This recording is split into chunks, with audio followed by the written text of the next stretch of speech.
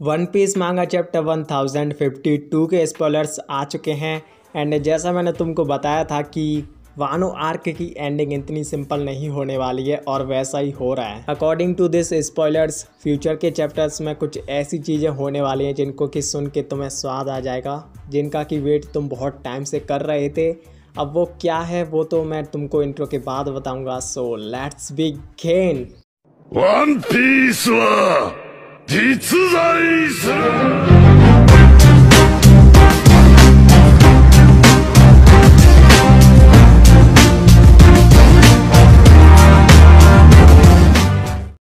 First of all इस manga chapter का name होने वाला है न्यू मॉर्निंग, जो कि शायद इसलिए है क्योंकि वानो आर्क का फ्री हो चुका है काइडो और चूची ओरोची से। वहीं कवर पेज में गैरमास के लोगों को मिलता है गेस व्हाट, कौन? Funny guy. अब देखो इन दोनों का मिलना कोई नॉर्मल बात नहीं है, क्योंकि तुमको पता है कि गैरमा के मुखिया जी सांजी के पप्पा एक साइंटिस्ट हैं और सीजर भी। अब क्या पता इन दोनों के मिलने के बाद हमको एक फाड़ू एक्सपेरिमेंट या फिर कोई आविष्कार देखने को मिल जाए, लेकिन ये तो तभी होगा जब ये दोनों हाथ मिलाएंगे। अब देखो मुझे अच्छे से तो याद नहीं है, लेकिन जहाँ तक मुझे याद है सीजर क्लोन अपना दिल लेके वॉल्केक आइलैंड से बच के निकल गया था। और अगर गैरमास सीजर क्लोन से मिले हैं तो इसका मतलब ये है कि वो भी वॉल्केक आइलैंड से निकल चुके हैं।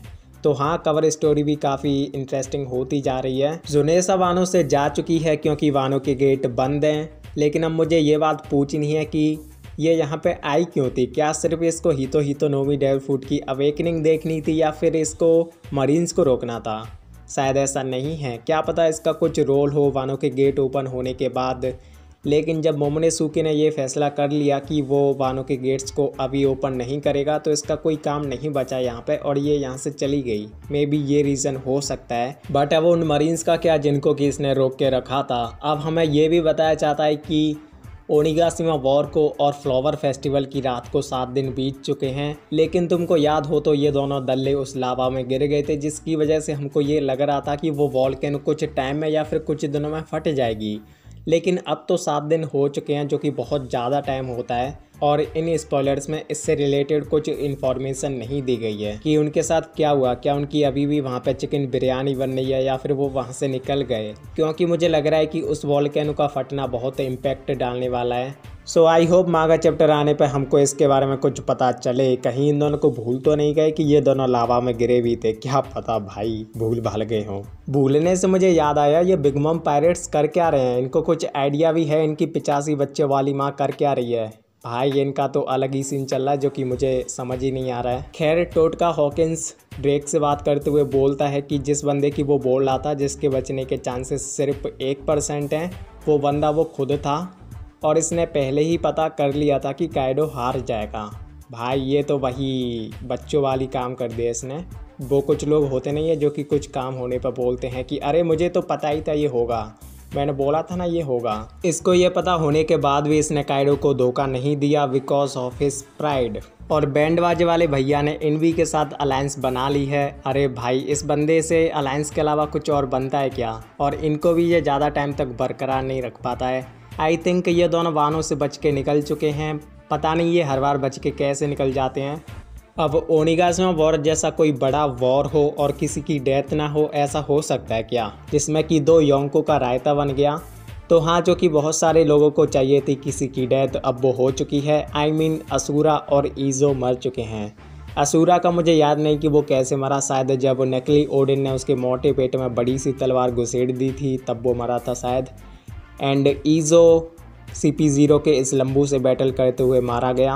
शायद वो इसलिए मारा गया क्योंकि उसकी हालत पहले ही बहुत ख़राब थी काइडो से बैटल करने की वजह से। इससे बढ़िया तो यार कीकू को मार देते, उसकी हालत तो वॉर के स्टार्ट में ही ख़राब हो गई थी। लेकिन बाकी के अकाज़ाया मेंबर्स कैसे हैं भाई? स्पीच वगैरह सुन के और शायद खाना वाना खा के जब इनको याद आया कि अरे हम में से 2 लोग तो गायब हैं, और जब ये चेक करने गए तो ये दोनों वहाँ पर मरे पड़े मिले। अगर ऐसा हुआ होगा ना भाई तो फिर तो कोई इज्जत ही नहीं है इन दोनों की। बढ़िया है कि मर गए ये दोनों। इन 7 दिनों में वानो प्रोग्रेस भी हो चुका है। आई मीन मोमोनोसुके ने बोला था ना कि वो वानो को ठीक करेगा, पहले जैसा करेगा, तो यहाँ पे वही सीन हो रहा है।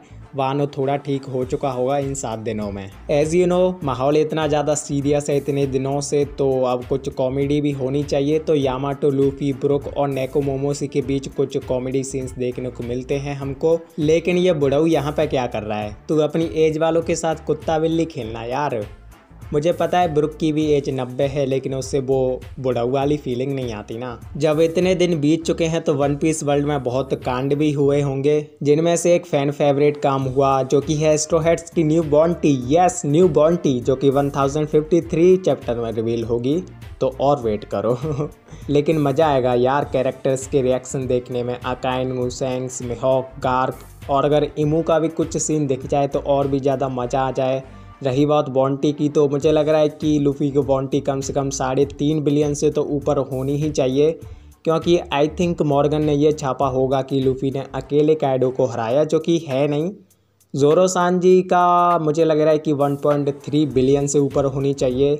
लॉ को उसका क्रेडिट मिलना चाहिए जितना वो डिज़र्व करता है। किड को मिले या ना मिले, लेकिन लॉ को मिलना चाहिए, उसने बहुत मेहनत की है। बट मोस्ट इम्पॉर्टेंट स्पॉयलर्स तो अब आते हैं, क्योंकि वन ऑफ दी 3 एडमायरल्स ग्रीन बोल वानो के लिए निकल चुका है, जिसके पीठ पे एक फ्लावर है, महंगा वीनासोर, जो कि उसको पुश कर रहा है, जिसकी वजह से वो उड़ पा रहा है। Interesting right?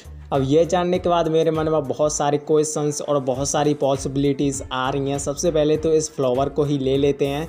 तो देखो, या तो ये फ्लावर इसकी बॉडी से कनेक्टेड है। अगर ये इसकी बॉडी से कनेक्टेड है तो इसका मतलब ये है कि ये इसकी डेविलफुट पावर है। और जो थ्योरीज बन रही थी कि इसके पास कोई फॉरेस्ट डेविलफुट की पावर है, वो सच हो सकती है। वैसे भी इसके नेम में ग्रीन है, and as you know forest tree ये सब वगैरह ग्रीन कलर को रिप्रेजेंट करते हैं। या फिर ऐसा भी हो सकता है कि जो ये फ्लावर है ये इसके कपड़ों से कनेक्टेड हो। क्या पता इसके कपड़े नॉर्मल कपड़े ना हो, कोई सुपर पावर वाला सूट हो, क्या पता, कुछ भी हो सकता है। और ग्रीन बोली क्यों? बाकी कोई एडमायरल क्यों नहीं आया वानो? जबकि किजारू ने तो बोला भी था कि मुझे वानो जाने दो। तो क्या इसका मतलब ये है कि ग्रीन बुल ने खुद बोला कि मुझे वानो जाना है और उसका कुछ कनेक्शन है वानो से? May be. और तुमको क्या लगता है इतना टाइम होने के बाद भी ओडा ने सिर्फ इसके बारे में, इसका नेम और इसकी परछाई के अलावा कुछ और क्यों रिवील नहीं किया? अब तुम बोलोगे कि हाइप के लिए। शायद तुम सही भी हो, लेकिन ऐसा भी तो हो सकता है ना कि इसकी शक्ल और सिर्फ इसके कपड़े से ही ये पता चल जाए कि ये कहाँ से बिलोंग करता है, या फिर इसका वानो से कनेक्शन है या फिर नहीं है। अगर है तो वानो के किस कैरेक्टर से है, क्योंकि तुमको पता है कि वानो में ऐसे बहुत सारे कैरेक्टर हैं जिनके बारे में हमको कुछ नहीं पता है। लाइक वो डेमियो और जोरो के पेरेंट्स, जो कि शायद वानो से बिलोंग करते हैं, मुझे नहीं पता, ठीक है। अभी और भी बहुत सारे कैरेक्टर्स हैं जिनके बारे में हमको नहीं पता है। लेकिन मैं ये नहीं कह रहा हूँ कि ग्रीन बुल जोरो के पप्पा निकलेंगे, क्योंकि अभी के टाइम ये बोलना मेरे हिसाब से तो पागलपंती है। बट तुमने नोटिस किया ओडा ने ग्रीन बुल को एक्शन में लाने के लिए वानो आर्क को बहुत हद तक एंड होने दिया। इसके पीछे ये भी रीज़न हो सकता है कि क्या पता अगर वो ग्रीन बुल के बारे में रिवेरी में ही सब कुछ रिवील कर देते तो जो कुछ वानो में मिस्ट्रीज़ हैं वो अभी मिस्ट्रीज़ होती ही नहीं। तुम समझ रहे हो मैं क्या बोल रहा हूँ? या फिर ऐसा भी हो सकता है कि इसका कुछ कनेक्शन हो ही ना वानो से, हम सिर्फ ओवर थिंकिंग कर रहे हैं। लेकिन ये भी देखना होगा कि ये वानो के अंदर आ पाता है या फिर नहीं आ पाता है, या फिर इसको कोई पहले ही रोक देगा। और अगर आ गया तो ये क्या करेगा? क्या ये अकाइनू की तरह सिर्फ मारेगा पायरेट्स को, या फिर ये फूजीतोरा की तरह सोच समझ के फैसला लेगा जैसे कि उसने ड्रेसरोसा में लिया था? अब ये क्या करेगा वो तो मुझे नहीं पता। लास्ट स्पॉइलर वीडियो में तुमने बहुत ही अच्छा सपोर्ट दिखाया। मैं चाहता हूँ कि तुम इस वीडियो पे वैसा ही या फिर उससे भी अच्छा सपोर्ट दिखाओ, क्योंकि इस वीडियो में तो मैंने तुमको और भी अच्छे स्पॉइलर बताए। आई होप कि तुमको ये वीडियो पसंद आई। अगर तुमको पसंद आई तो लाइक करो, शेयर करो, और अगर तुम्हारा मन कर रहा हो तो सब्सक्राइब भी कर सकते हो। वैसे मुझे लग रहा है कि नहीं कर रहा, क्योंकि ये नंबर बता रहे हैं मुझे। खैर, तुम मुझे इंस्टाग्राम पे भी फॉलो कर सकते हो, चाहे वहाँ मज़े हो या फिर ना हो, तुम मुझसे बात तो कर ही सकते हो। तो मिलते हैं किसी और वन पीस की वीडियो में, जब तक के लिए सायोनारा। अब तो सायोनारा बोल दिया, अब तो फुल एनिमे के 14 बन गए। अब तो चैनल सब्सक्राइब कर दो। चलो बाय।